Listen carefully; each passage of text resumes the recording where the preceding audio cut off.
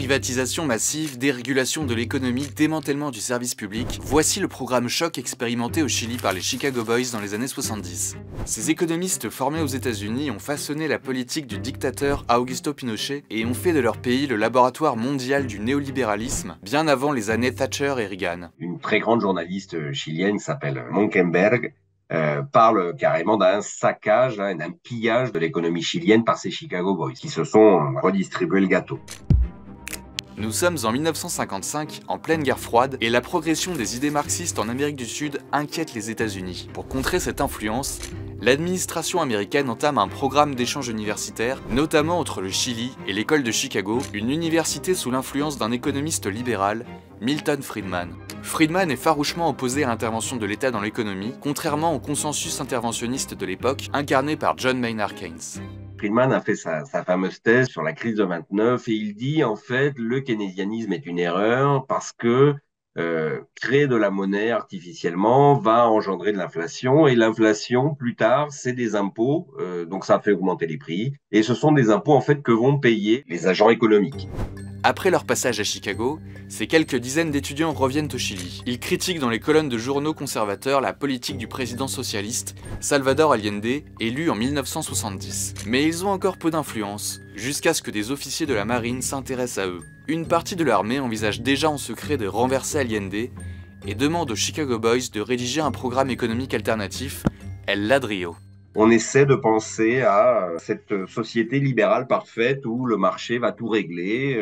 Il suffit de tout privatiser. Pour la monnaie, il s'agit juste de rendre la banque centrale indépendante. C'est vraiment quelque chose qui paraît complètement même déconnecté de la réalité. C'est-à-dire qu'il y a très peu de chiffres sur l'industrie concrète chilienne. Les Chicago Boys disent qu'ils ne savent pas à quoi va servir ce programme économique. En réalité, ce sont des militaires qui le demandent, ce programme économique. Donc, pourrait avoir une petite idée.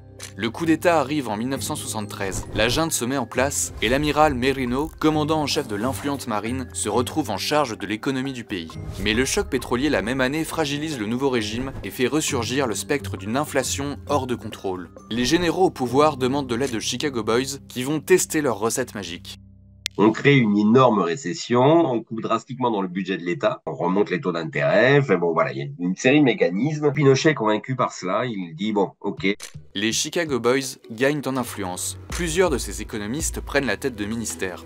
À partir de 1977, ils privatisent 400 entreprises publiques, les secteurs publics de la santé et de l'éducation sont démantelés. Avec ces mesures drastiques et l'afflux de capitaux étrangers, l'économie chilienne connaît une embellie au tournant des années 80. Milton Friedman évoque même un miracle chilien. Mais si la croissance atteint 8%, le taux de chômage augmente, passant de 4,8% en 1973 à 31% en 1983. Les salaires baissent nettement et la dette explose.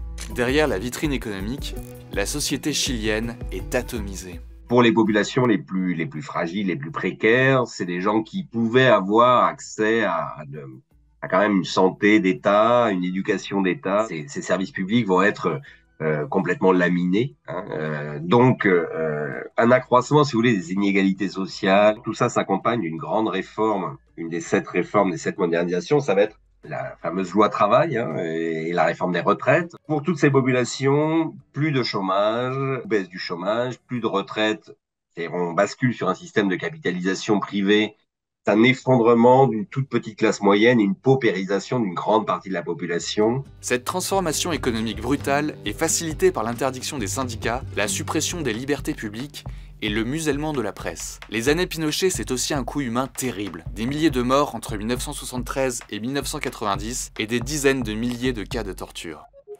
Le miracle économique annoncé tourne court. En 1981, une crise de la dette au Mexique contamine toute l'Amérique latine et met fin au rêve ultralibéral des Chicago Boys. Après la fin de la dictature en 1990, un certain nombre de ces économistes se retrouvent à la tête des entreprises chiliennes qu'ils ont eux-mêmes privatisées. D'autres apportent leur expertise en Europe de l'Est après la fin du communisme. Fin des années 80, il y a un candidat Pérou qui se rêve un peu comme la nouvelle Margaret Thatcher des Andes, qui s'appelle Mario Vargas Llosa, qui deviendra d'ailleurs un prix Nobel de littérature. Il se fait, on va dire, coacher un peu par ces Chicago Boys chiliens sur son programme, là, à partir de 86-87.